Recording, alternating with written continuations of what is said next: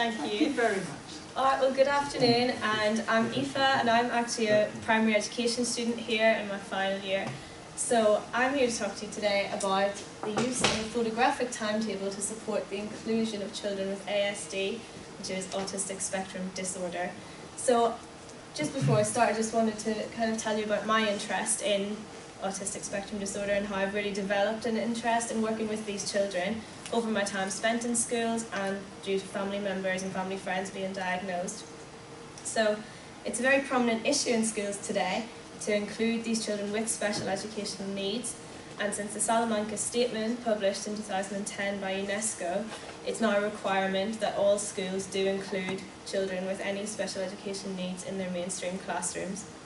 So the purpose of my study, therefore, was to introduce and create a resource for teachers to use in their classroom for children with autistic spectrum disorder so that they can progress, and specifically in mathematics. So before I tell you all about my study, I just thought I'd give you a bit of background about the disorder itself. So there are currently over 1 in 100 children diagnosed with this disorder in the UK today, and it's a social and communication disorder which can affect their ability to kind of talk and discuss in classrooms, which is obviously a key element in teaching. The research has shown that there are some resources out there focused on children with autistic spectrum disorder, and that they really respond well to visual and to sensory resources, and that is what helps them most in their learning. So many researchers have already got resources out there with these visual pictures, but they tend to be focused on like cartoons and clip arts. So my timetable was more focused on using photographs of the children themselves so that it could be personal, very clear and explicit for them to use in the classrooms. Most of the resources that I found in my research as well were focused on the whole school day. So what I really wanted to focus in on was using a timetable in lessons, because there are changes and transitions in lessons every day, so that children with this disorder can really struggle with that. So even in every lesson that children are comfortable, they know exactly what they're doing, they have clear instructions on what they need to do in each lesson. So I've just put a picture up here of the design of the timetable that I made. It's just a very simple layout. It's got the different activities that children could be involved with in a lesson, and this middle column is obviously where the photographs of the children went. I haven't included any photographs of children today. And this third column was where the teachers would then fill in. They could use what order the activities would take place in, or they could put specific timings of what time each activity would take place in the lesson. So the study itself, I carried it out in 2 schools. I used 2 children who were chosen by head teachers in the schools due to being diagnosed with this disorder. One child was a 6-year-old boy and another was a 9-year-old boy. It was implemented for 1 week, just in their maths lessons in the classroom, and it was explained by the teacher to the children and then supported by the teaching assistants in the classroom to make sure that the child understood it and that it was clear. I then used observations and interviews to gather my results and to see how the resource worked in the classrooms. The results were very positive and very encouraging. Child A was more involved in his lessons. He began to participate in a lot of the group discussions, in the whole class activities, and there was a noticeable difference in how he participated in the whole class learning. He would get up in front of the class, which was lovely to see that he would share his own knowledge then, and he was using that mathematical language and talking and discussing with his peers. Child B, it was also a positive result in his classroom. He became more focused on his tasks. His teacher used the timings in that 3rd column, so those were kind of, for him, deadlines for him to complete his work in, and that really drove him to work harder and to work with others around him to get that activity completed. However, what was interesting was that he did get quite frustrated if the timings didn't exactly match up, because as teachers, and anyone would know, that things don't always go to plan. So when some activity ran over and that didn't match his timetable, he showed some signs of frustration.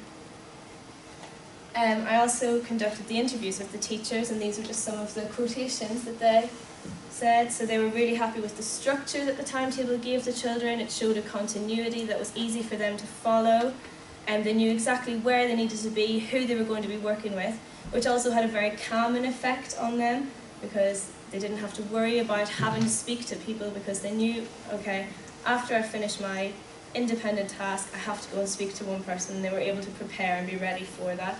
So it was very reassuring for them.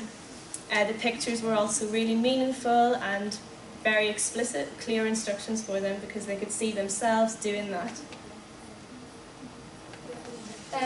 Child B also, the teacher of Child B was also very happy with the timetable, and she spoke about how the child was very happy to have his own special resource, but that he was still included in the class. He was doing the same activities as everyone else, but that he had his own special timetable to keep him on track. She was also really happy with the pictures and said that it was really, there was no confusion. He knew exactly where he had to go, where he would be in every lesson. So just to conclude, although there were only 2 children used in this study, it is very encouraging to see such good and positive results, although more would need to be carried out, obviously, to ensure that they were really valid. One school did say that the resource was innovative and useful, and they now use this timetable on a daily basis in their classroom, so that was a very positive result for me. The structure was really the main thing that helped these children, allowed them to be a real part of the class and to get involved in every part of the lesson, no matter what the activity was that they were completing. And the opportunities for these children to then discuss and to talk to their peers, to their teachers, to the whole class as well, because of the use of this timetable, was really the main positive out of this study. Therefore, they would ultimately progress and achieve well in maths, and they would be included just like any other child in the classroom. Thank you. If you have any questions.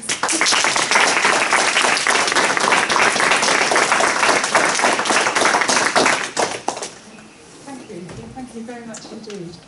Do we have any questions for Aoife? We've got a few here. I'm going to take Tom first this time. You touched on it briefly, but would that not provide quite a lot of constraints for a teacher having to plan out their lessons to the minute? And then is it worth the distress that it might cause when the lesson does go off? Well, that was what was really interesting. One teacher used specific timings in that 3rd column, whilst the other teacher just used numbers to show the order. So it would really kind of, I suppose you're right, it's more effort for them to have to think, right, 9 AM till 9:15 we'll do this. So having an order instead avoids frustration for the child, and also, less stress for the teacher. So that would just be something to consider for the teacher using it, how to put it in practice. Thank you. You talk about using the child's own photograph. How do I put this? If this was to be sort of rolled out on a more wider scale, what would be the legal ramifications of that? Because I understand that the government, the UK particularly, has got a lot of restrictions about photographs of children and all that sort of stuff. Mm.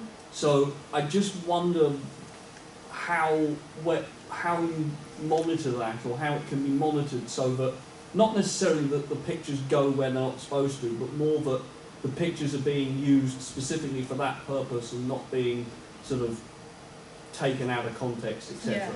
Well, most schools do have policies now in place that they have to have permission, like written consent from parents if there's going to be any pictures taken. If any parents have opted out, those children just aren't included in photographs. So obviously if your child was one of these children with ASD, they would have to be consulted with the parents or carers first.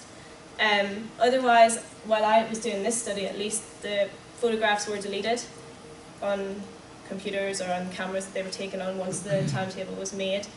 The copy with the photographs on it was also deleted, and the hard copy didn't leave the classroom. So there was no ethical issues. Thank you very much. Any more questions for Aoife? I just have the one actually myself, Aoife, which is these timetables, if I understand correctly, were used just specifically for the children with ASD. And I wondered whether any teachers perhaps have commented and said, do you know, I find that useful myself, or actually, perhaps all the children would find it useful. Yeah, well, none did. But maybe. Yeah, well, I'll always keep it in my back pocket, so if I have any kids in the future that I think you would use a photographic timetable, well. Aoife, thank you very much indeed. Thank you.